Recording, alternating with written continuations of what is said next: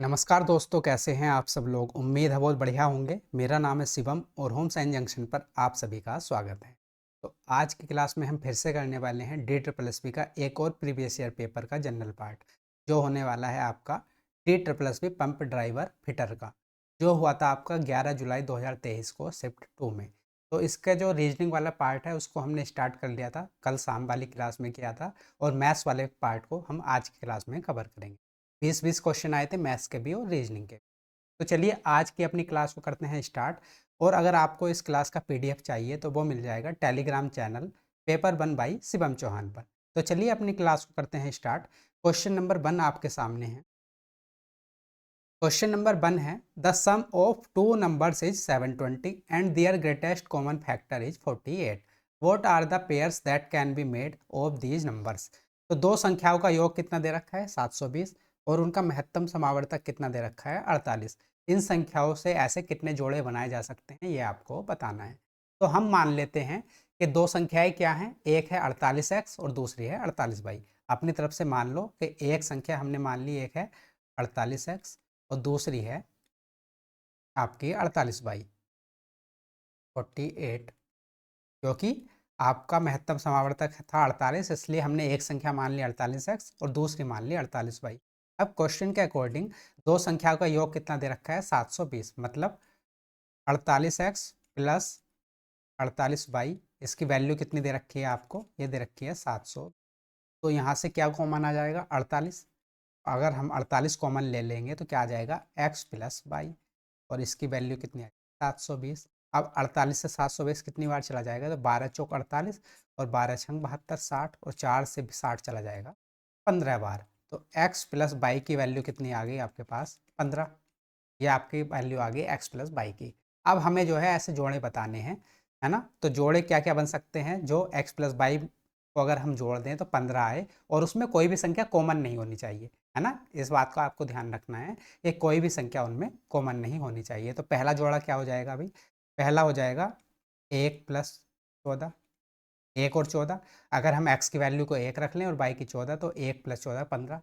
तो पहला जोड़ा ये हो जाएगा। दूसरा क्या हो सकता है, 2 प्लस 13 भी हो सकता है, 2,13, क्योंकि यहाँ पर भी कुछ चीज़ कॉमन नहीं है। तीसरा क्या हो सकता है, 3 और 12 नहीं ले सकते। क्यों नहीं ले सकते, क्योंकि वहाँ पर 3 और 12 में क्या कॉमन आ जाएगा, 3 कॉमन आ जाएगा। उसके बाद क्या हो सकता है, 4 और 11, ये भी हो सकता है। उसके बाद 5 और 10 भी नहीं ले सकते, क्योंकि वहाँ पर 5 कॉमन आ जाएगा।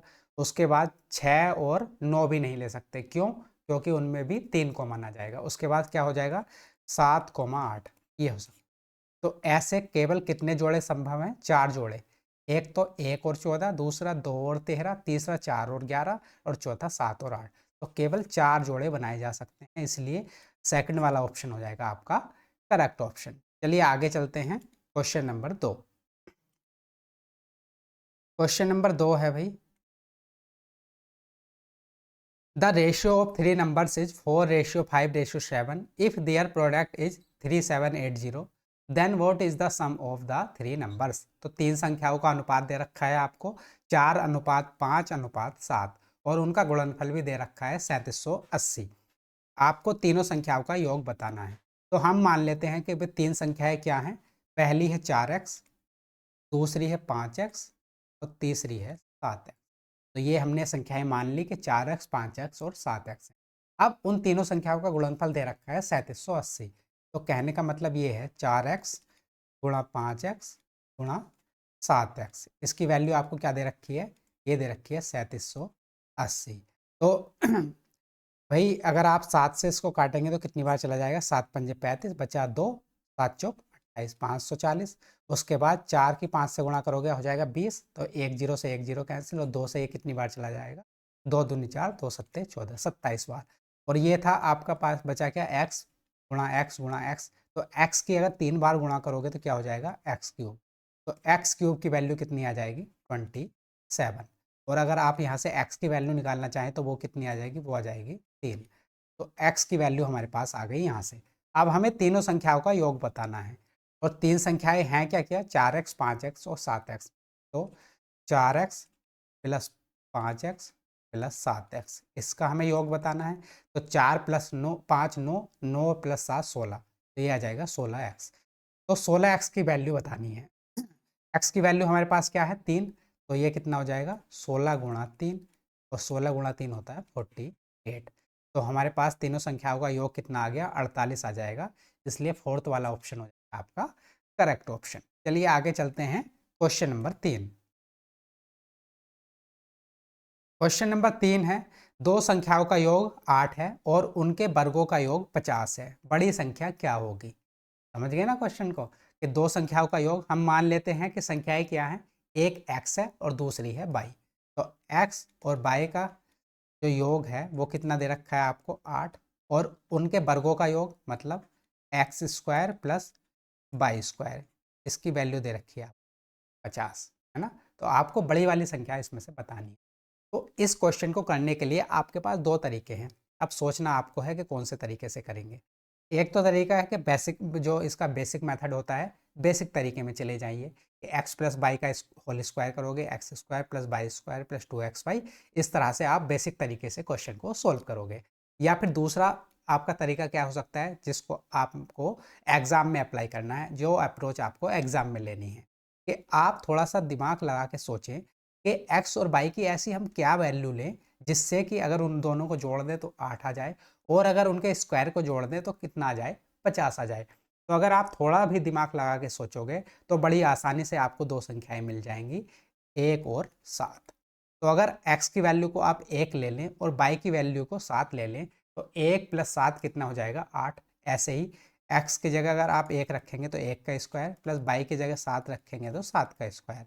अब 1 के स्क्वायर के मान क्या होता है, 1 ही होता है, तो 7 का स्क्वायर होता है 49।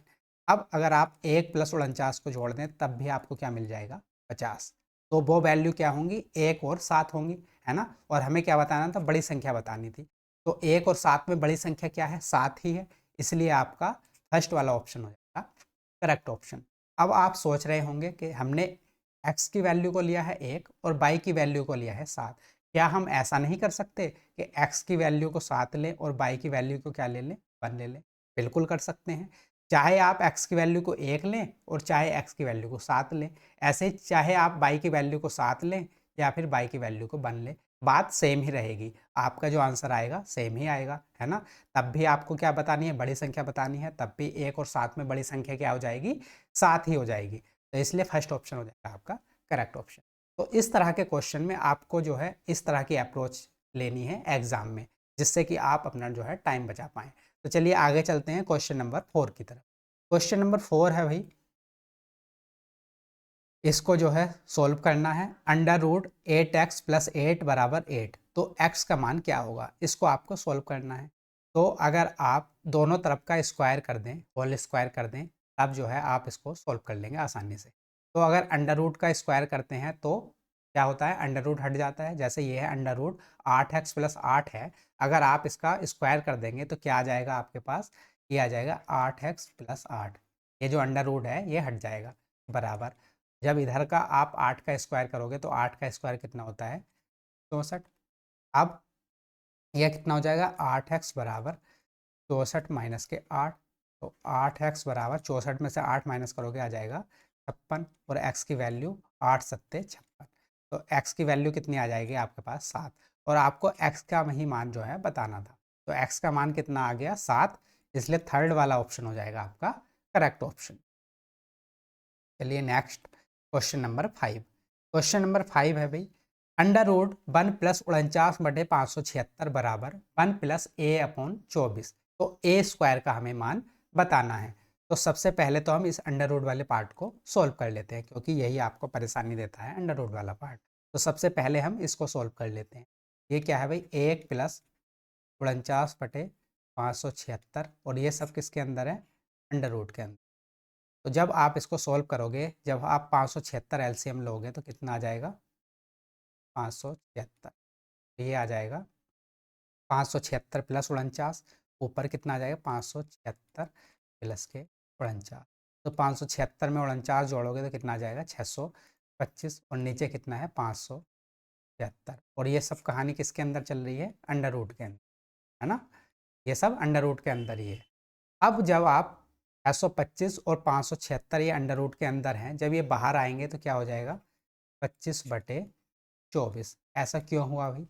क्योंकि 25 का स्क्वायर होता है 625 और 24 का स्क्वायर होता है 576। इसलिए जब आप इसको अंडर रूट से बाहर निकालोगे तो यहाँ पर क्या हो जाएगा, 625 को क्या लिख सकते हैं आप, 25 का स्क्वायर, और 576 को लिखा जा सकता है 24 का स्क्वायर। तो जब ये अंडर रूट से बाहर आएगा तो क्या हो जाएगा, 25/24। तो इतनी बात आप समझ गए। अब आगे चलते हैं भाई। तो इस पूरे की वैल्यू आ गई आपके पास 25/24, और बराबर में क्या है, बराबर में है 1+a/24, बराबर में ये है।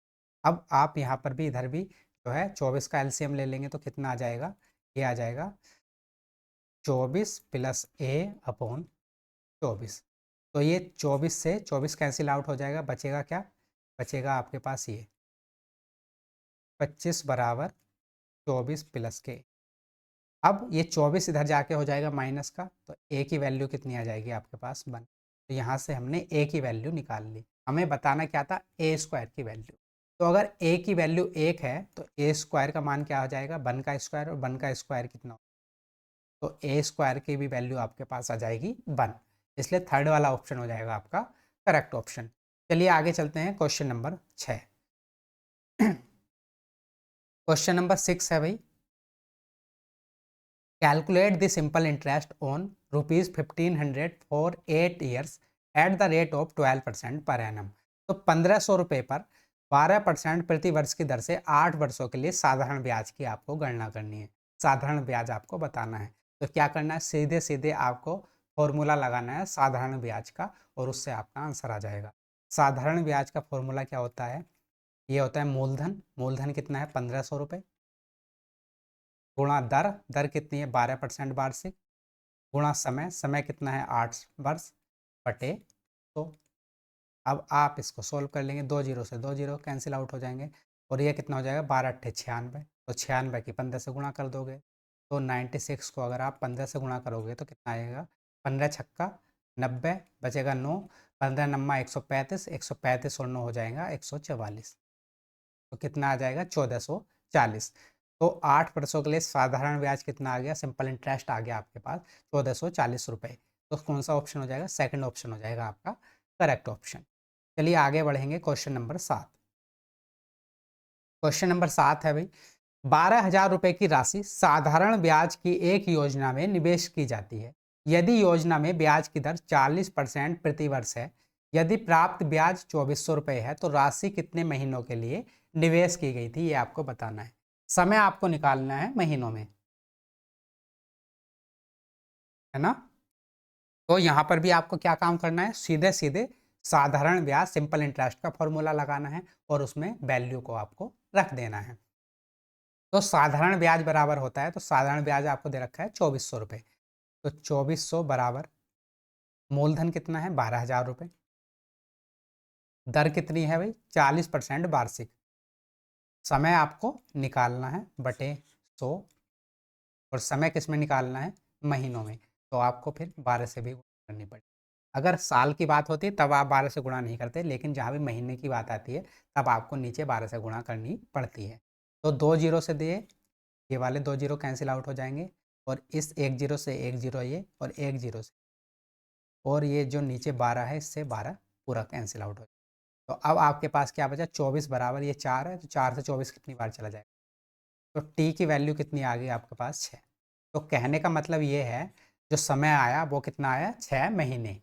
तो आपका फोर्थ वाला ऑप्शन हो जाएगा करेक्ट ऑप्शन। चलिए आगे चलते हैं, question number 8। Question number 8 DI का क्वेश्चन है। नीचे दिया गया दंड चित्र एक छात्र द्वारा 6 विषयों में प्राप्त अंकों को दर्शाता है। तो ये जो है सारे एक छात्र द्वारा 6 अलग अलग विषयों में जो है उसके अंकों को दर्शाया गया है। और क्वेश्चन क्या पूछा है आपसे, S1 में प्राप्त अंक S6 में प्राप्त अंकों का कितने प्रतिशत हैं। तो S1 में प्राप्त अंक कितने हैं, तो S1 ये है, इसमें कितने अंक प्राप्त किए उसने 40, और S6 में कितने अंक हैं, S6 ये है, S6 में है 100। इसका 40 कितने परसेंट है ये आपको बताना है। मतलब 100 का 40 कितने परसेंट है, 40% है ना। 100 का 40 कितने परसेंट है, तो परसेंट लगाते हैं तो ये 100 हो जाएगा, 100 से 100 तो ये आ जाएगा। तो 100 का 40 कितने परसेंट है, 40 ही परसेंट है, इसलिए आपका फर्स्ट वाला ऑप्शन हो जाएगा करेक्ट ऑप्शन। बड़ा सिंपल सा क्वेश्चन था। आगे बढ़ेंगे क्वेश्चन नंबर 9। यदि किसी संख्या में से 65 को घटा दिया जाए तो वह संख्या अपने आप का 35% हो जाती है। वह संख्या क्या है, ये आपको बताना है। तो हम मान लेते हैं कि वो संख्या क्या है, x है। x कोई संख्या है, जब उसमें से 65 घटाया जाता है तो वो अपने आप का 35% हो जाती है। तो जैसे जैसे क्वेश्चन में आपको बोला गया है सेम आप फॉलो करते चले जाओ, आपका आंसर आ जाएगा। तो हमने मान लिया कि वो संख्या क्या है अभी। तो यदि किसी संख्या में से 65 घटा दिया जाए, मतलब x में से अगर हम 65 घटा दें तो क्या होता है, वह संख्या कौन सी, x अपने आप का 35% हो जाती है।